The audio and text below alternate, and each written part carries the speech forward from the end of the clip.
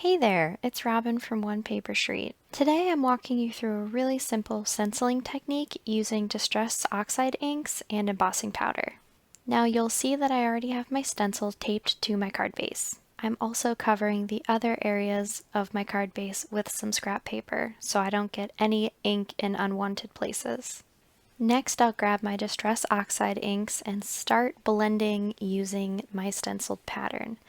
So the first color that I'm using is mustard seed, and I've sped up the video just so you can see what I'm doing, but I'm basically just making circles and blending the color into the stencil. Now once I'm done with my mustard seed, I grabbed my carved pumpkin and I sort of just blended it in between where that mustard seed color was. And again, I'm just filling in any white space because I want this all to be blended distress oxide coloring. Now during the blending process, I did go over these colors multiple times to really make sure that everything was shaded in very well. So you just kind of see me going back and forth and laying down color and then reapplying the color so that you have a nice blended, easy transition.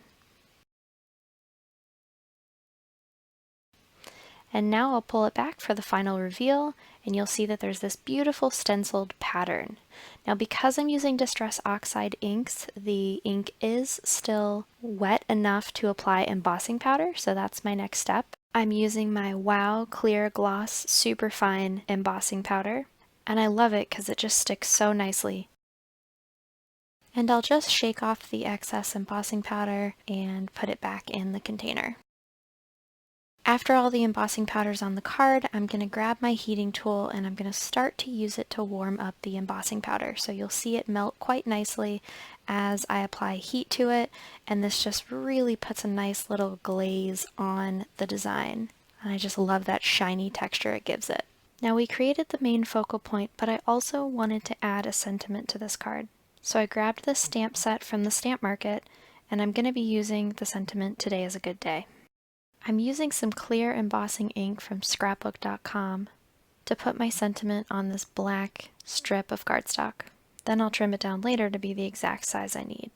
Alright, so I'm ready to emboss my sentiment, and I'm going to be using Wow Opaque Bright White Superfine Embossing Powder. Since this is such a thin strip of paper, I don't want to burn my fingers when I heat emboss. So I'm going to put a clothespin on the edge of the strip so that I can hold it with the clothespin instead of my fingers. Now I'll heat the embossing powder like I did before, except this time I'm going to flip the sentiment over so that I'm heating the back side of the paper so that I don't blow embossing powder all over this black cardstock.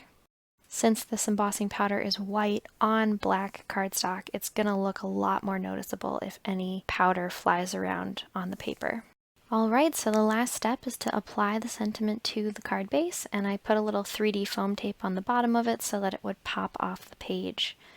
And that's it for this card. Thank you so much for stopping by, and if you like what you see, please subscribe to the One Paper Street YouTube channel, or you can find me at www.onepaperstreet.com. So don't forget to check out more tutorials like this one from One Paper Street, and take care everyone!